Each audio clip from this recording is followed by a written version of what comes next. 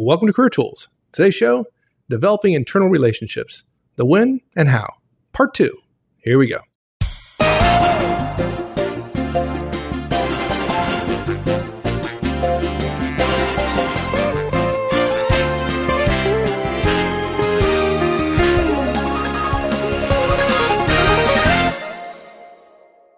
You mentioned meals. Tell me about lunch. You mentioned lunch is the third of the items we're going to talk about. Anybody want to grab lunch? I'm going to say it again. Anybody want to grab lunch? Okay. I don't know why bosses don't say that as they're walking out to leave the building and have one of the directs. I'll come with you. And we're not saying you have to have lunch every day with your directs, because sometimes that feels more like work than you want it to be.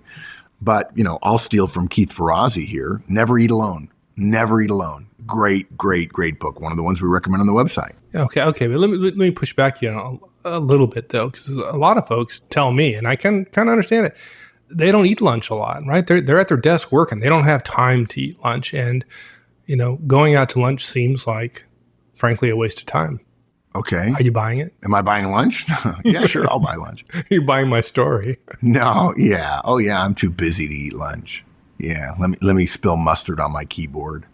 Yeah, I got to tell you something, folks. The whole lunch at your desk thing, way overrated. I think we need a cast. I think we'll put a cast out about lunch. And probably what we'll need to do, Mike, is we'll put it out in both feeds because it's so valuable. It's probably a Career Tools cast, but we'll put it out and we'll make it available to Manager Tools people too. Yeah, because it just boggles my mind that, we don't have time. And then you wonder why you're tired at 5 o'clock because you're worn out because you needed a break and you didn't take one. So, yeah, okay, a lot of people say they don't have time for lunch anymore. But first of all, we have a cast from years ago that says, we recommend you have lunch with someone once a week, at least, from your network once a week. That's not wasting time. That is part of your job, creating strong enough relationships with other people so that when you have to work with them, the relationship greases the discussions enough that you don't fight like cats and dogs. It's much easier to get stuff done with people you know than people you don't.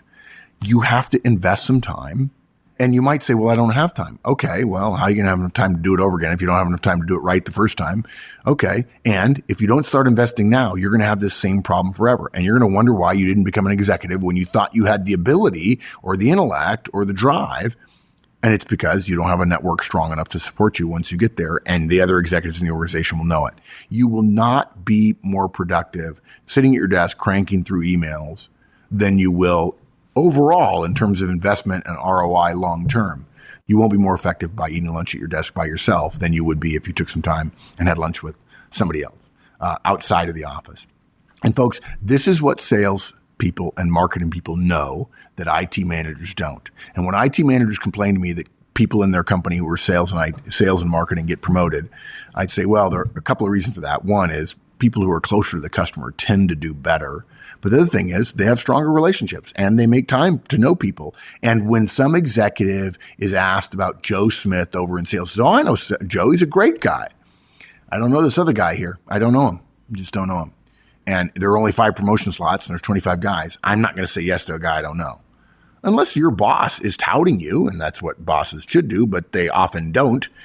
And then you want to blame the sales guy. It's not the sales guy. It's not the fact that he's in sales. It's the fact that he's creating relationships.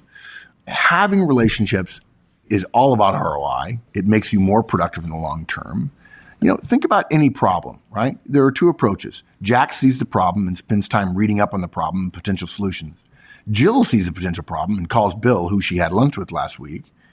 Now, maybe Jill's solution isn't the quickest every single time, but we're willing to bet that she's further along than Jack in the majority of cases by reaching out to somebody who's done it before, whom she knows.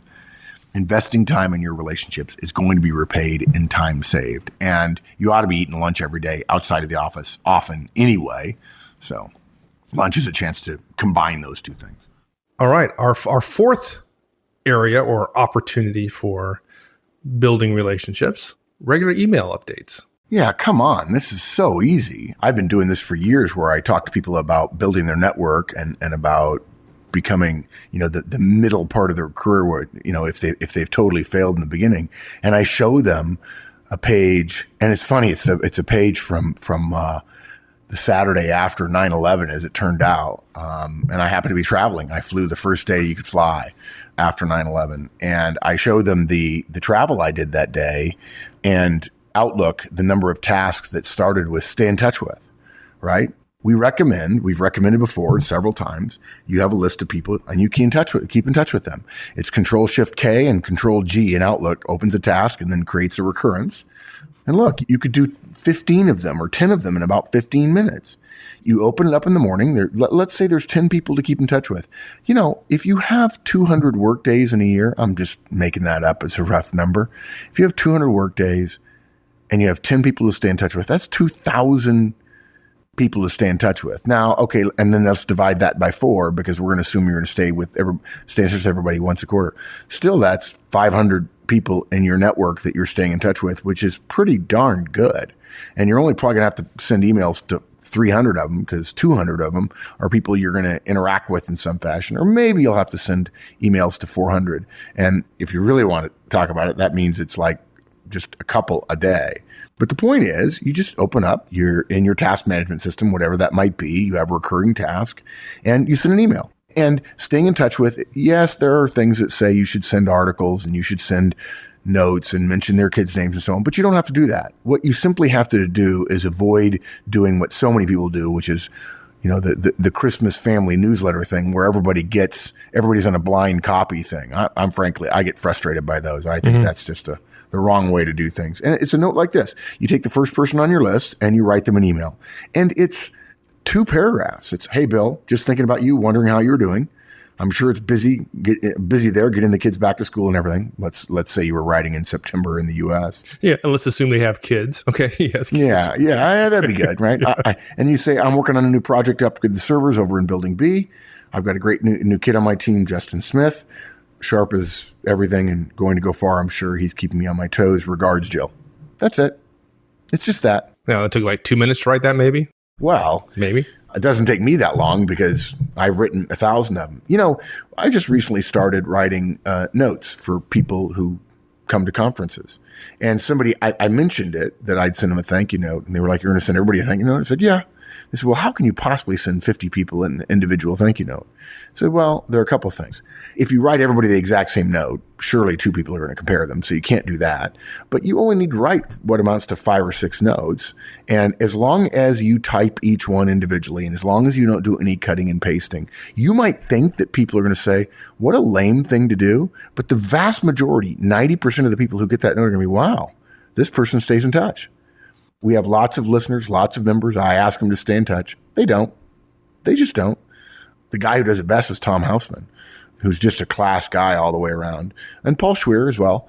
And, I get notes every once in a while. And I love Tom's because at the top of the note it says, Mark, this is an update. There's nothing you need to do here.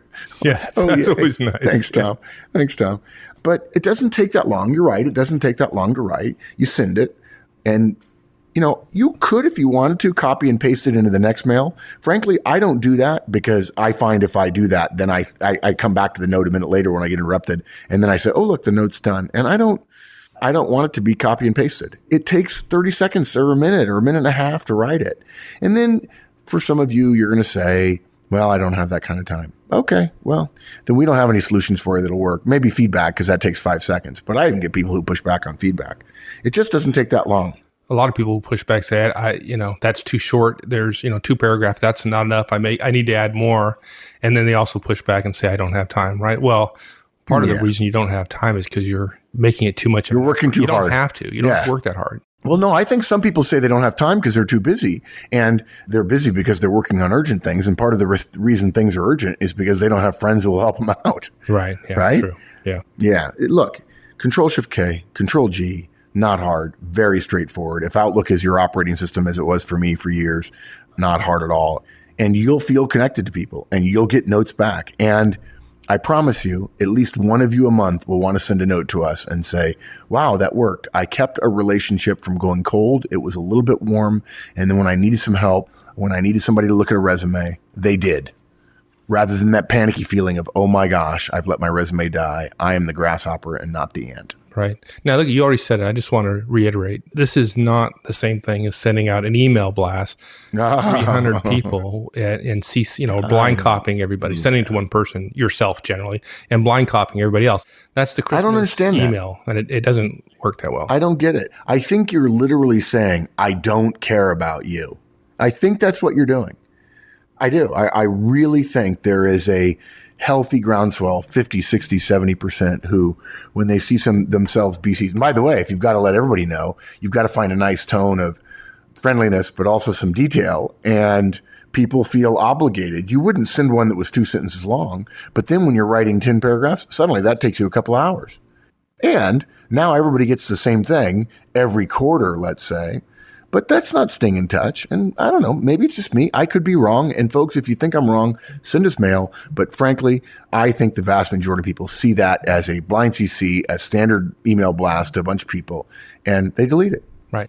But a short note, Dear Bill, comes across. I'm not going to say that. If somebody sends out, like at Christmas time, an update of what everybody in the family is doing, and Margie's in dance, and Jim's taking piano lessons, and Fred's, playing football and all. Okay, I get that. Right, yeah. I don't think that's, I'm not suggesting that's negative and that's not useful to folks. If you want to, inform 500 family members about what the family's been up to for the last year, I'm not saying that's a problem. What we're talking about here is not the same thing. You're informing people. Yeah, you're passing on information. It's not the same thing as building a relationship. Here, we're talking about building a relationship, and a relationship by definition is one-on-one.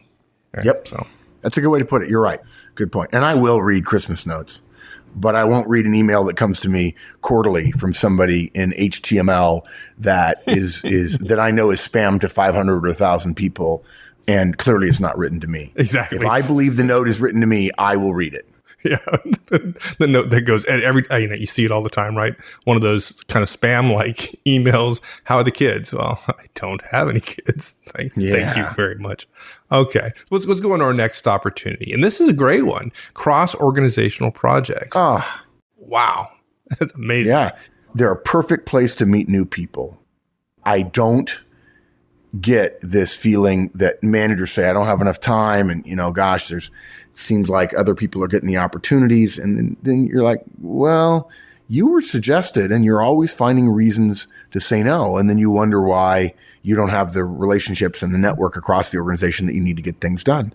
Other people make the time. And I've been thinking lately, Mike, that in the Juggling Koan podcast that we did several years ago that was so popular, we talked about what do you do when you're given one more big ball to juggle? It's in fact that new stress of more work that causes people to say, okay, I've got to get rid of something. Whereas if you don't stress them, they won't get rid of something. Same thing here. You can stress yourself. You don't need to wait for your boss to give you something new to do. You can simply say, I'm going to do more. And then that will cause me to realize I want to go home at night. And so therefore I'm going to give some of my stuff away, or I'm going to figure out that I can do it in less time and nobody's going to complain about the quality and I can get by. And please, high C's, don't take offense, because sometimes quality can go down, because sometimes the internal standards are higher than the external thresholds that we need. I'm a big fan of quality. There are some things that have to be perfect, but not everything has to be perfect. But look, you volunteer for, or when you hear about a cross-organizational project, you ask to be on it, or you pay attention to things and you tell your boss, hey, I hear something's going on there. I'd love to be involved in that if I could. And yes, you're too busy, but you say yes, and then you figure out how you're going to solve the problem. But you're going to definitely get the stuff done that's on the cross-organizational project. And then you don't turn it down. You turn up early. You stay late to the meetings for that project, and you'll have 10 new relationships in no time at all. Okay? But look, we know you're busy. We know you won't have time to fit it in, but you're never going to find a way to fit it in unless it's sitting in your lap on your desk, and you're going to have to get creative.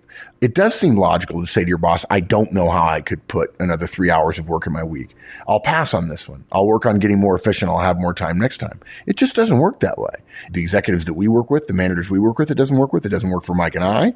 And frankly, you may not be offered it next time, having turned down the opportunity once.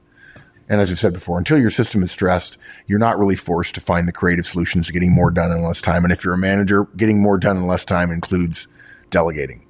You'll work out a way to make it work. Simple as that. No doubt. Okay, so another opportunity. Read promotion announcements. I just want to do my normal act like I'm dumb, but okay. So you read promotion announcements. It's a joyous moment in somebody's career. Somebody gets promoted. You just reach out and congratulate them, right? I mean, how easy does it get? And I'll tell you, they appreciate it. I had a situation recently where one of the folks I worked with for a while got promoted to the highest level on Wall Street, and I left him a voicemail, and he felt terrible when he called me back in a couple of months and said, I feel terrible. I got your message. I was totally swamped. I had a million messages, but I remember you called. And then he joked because we're friends. And he said, and I know who didn't call as well. And he said, and some of the guys who didn't call were the guys who didn't get promoted, which is just unbelievable. Look, if you don't know the person who got promoted, but the promotion will bring them into a role which affects yours or where your role will affect theirs, you can still send them an email. And look, I know you think you're sucking up. But so many of us, we've talked about this earlier in the cast, we invent things in other people's minds to justify our lack of activity, our lack of fear, our comfort with the rut we're in. But you could easily say, hey, George, welcome to our division. Congratulations on your promotion over in accounts payable. I'm over in collections. I'm sure we'll be meeting at some point in the quarterly roundup or something. I'd love to spend 30 minutes telling you how we work together, but you may be really busy fitting in. If you need anything over here, just let me know.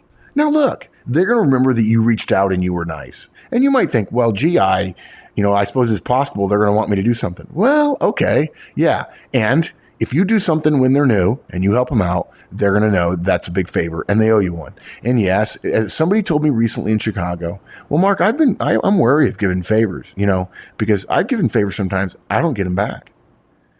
Well, okay. I got to tell you something, folks. If you're going to do that kind of calculus, you're going to be a sad, sad person inside. That's you have to do favors and you have to assume that you may not get one back from that person, but it's going to help. And I know the high C's, the people who are logical and rational and the math doesn't work and it's not that easy, Mark. And yeah. Okay. But I do a lot of favors for people and people seem to do a lot of favors for me. Maybe it's just me. Maybe I'm wrong. Maybe it's just you. I don't think so. Okay. How about, all hands mails. Now, again, it's another form of organizational communications, right? There's a lot of information in these, right? Who's moving around, right. New initiatives. And frankly, if you run down the hall and there's a new initiative and Joe happens to be on that new initiative, wouldn't that be good, chit chat type stuff? Yeah. If you went to a cocktail party, that's the kind of stuff you'd look for, right? We've talked about this in another cast and Wendy said, we've got to talk about this more because I'm amazed. Nobody does it. Or they read the first paragraph and they know what it's about. But look, stuff comes out, new initiatives, reasons to talk to people. Even if it's something as simple as the company baseball game, you could use it as a reason to send an email or leave a voicemail and say, dude, 50-0. Wow, you suck today. And I guess I feel like, why wouldn't you? I suppose you might think it's cool to say, oh, no, I don't have time to read that stuff. Everybody complains about all their mail, and then they say, well, I don't read much of it. I'm like, well, really? Do you just stare at the screen and look busy? That's crazy. I had a direct of mine, her, but I'll just leave her name off this.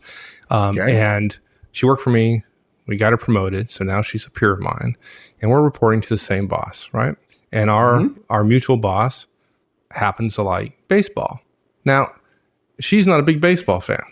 She has no interest in baseball whatsoever, but she was discussing with me and complaining a little bit that she had a hard time developing a relationship with this guy. And she had nothing to talk about. I said, well, what do you think he likes? Well, he likes baseball. So, okay, he likes baseball. Some folks are not going to like me for saying this, but go learn a little bit of baseball. Read the newspaper. He's a big Red Sox fan. So go find out something about the Red Sox. Find out who's pitching. And next time you see him, comment on the game. That's it. You don't have to know all the detail. You don't have to know the box scores, but show a little interest in something he's interested in. And she did that. And it worked out fantastically. Yeah. I'll tell you what I think has happened. And I had this conversation about a year ago with somebody I was talking to after one of our effective communications conferences where we talk about networks and creating relationships and maintaining them and having better relationships. And I said, that's a kind thing to do, to get to know something that somebody else is interested in. And this person said, yes, but I'm taking it as I can't do that with someone senior because they'll think of it as me sucking up.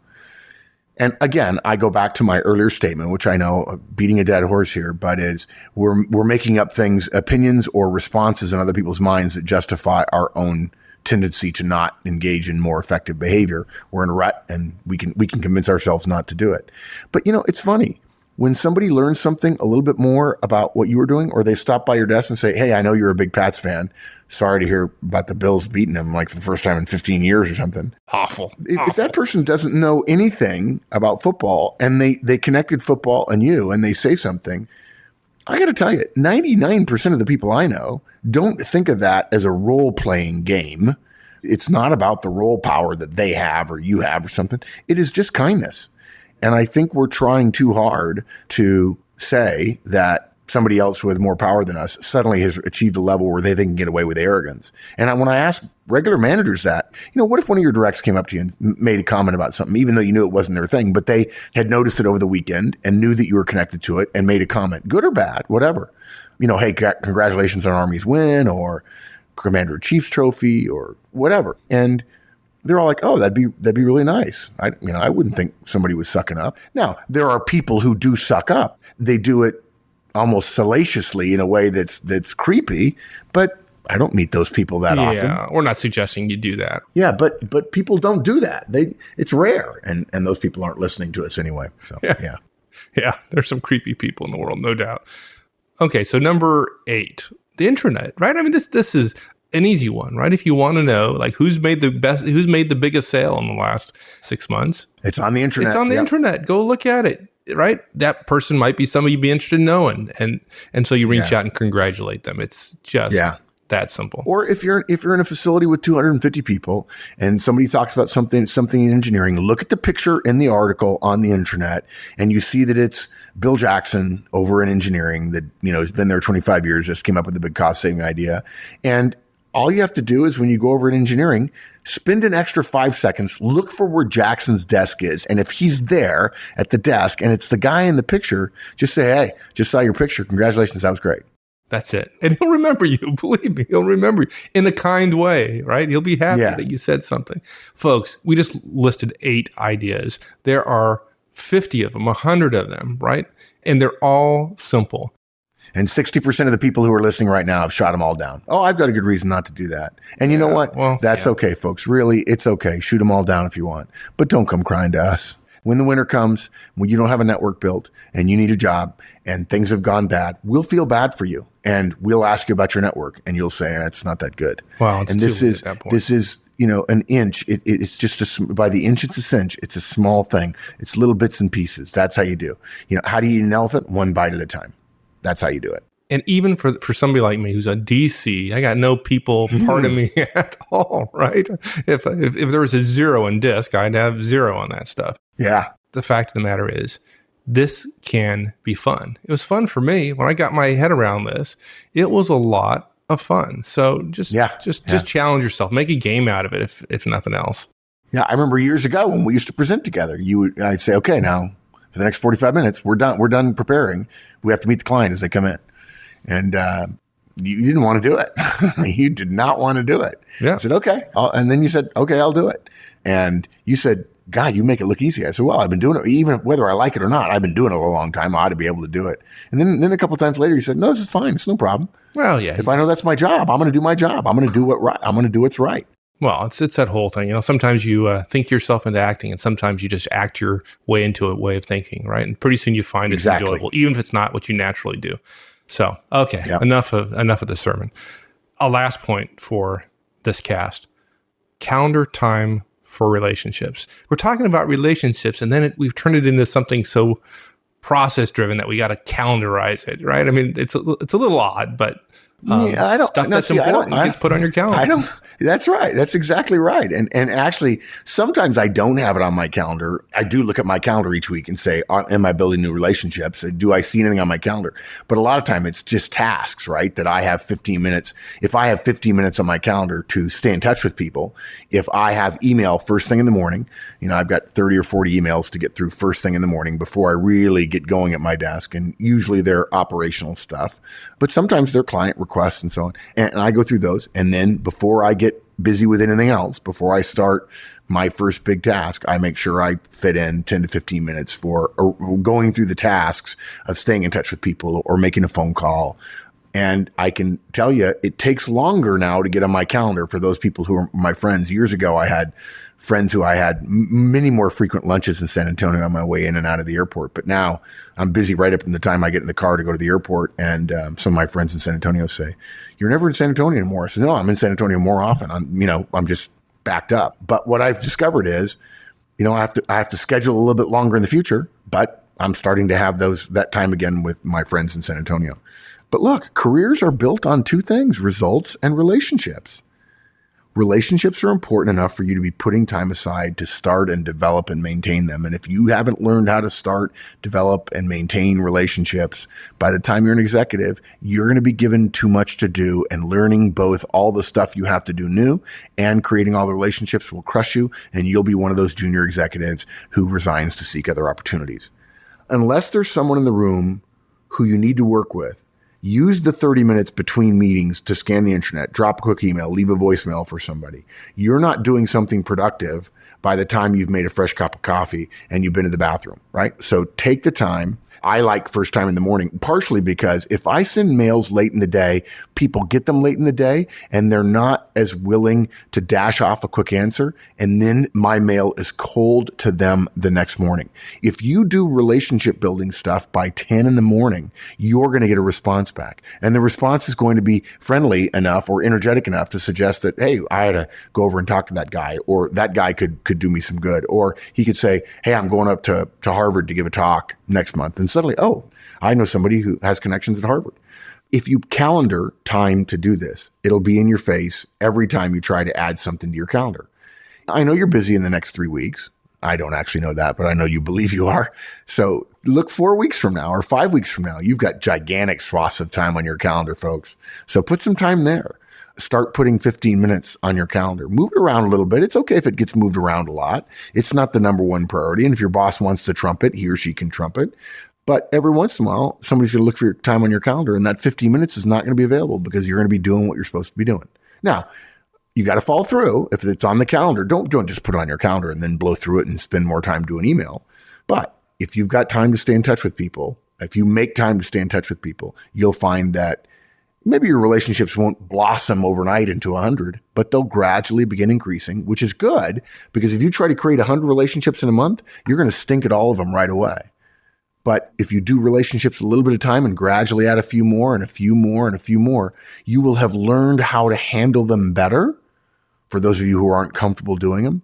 And by the time you have a couple of hundred, you'll be really good at it. Make a commitment. Spend at least 30 minutes working on your relationships every week for the next 3 months. And we'll guarantee you won't want to give that 30 minutes up, in part because it'll have led to some real values. You'll have gotten some return on your investment. And that's exactly why we want you to do this. We don't want you to do this just because relationships are valuable. We want you to do this because we want you to benefit from the relationships you create. Absolutely. That's it, right? Yeah. Introduce yourself. Hi, I'm Mark. And when they don't say their name, say, I'm sorry, I didn't catch your name. And by the way, there's a podcast for that about how to introduce yourself. And by the way, learn how to share relationships. There's a podcast for how to introduce other people. Jane, this is Bob. Bob, I'd like you to meet Jane, so on. There are all kinds of times that you can make this happen. Before and after meetings, traveling a little earlier, staying a little later, at lunch. You could send out email updates that are personalized and don't take that long. Get on some cross-organizational projects. Wow. And force yourself to look at the things you do and realize you could probably shrink some of the time you spend without a quality or a timeliness problem. Read the intranet, read the all-hands mails, stay on top of the promotion announcements.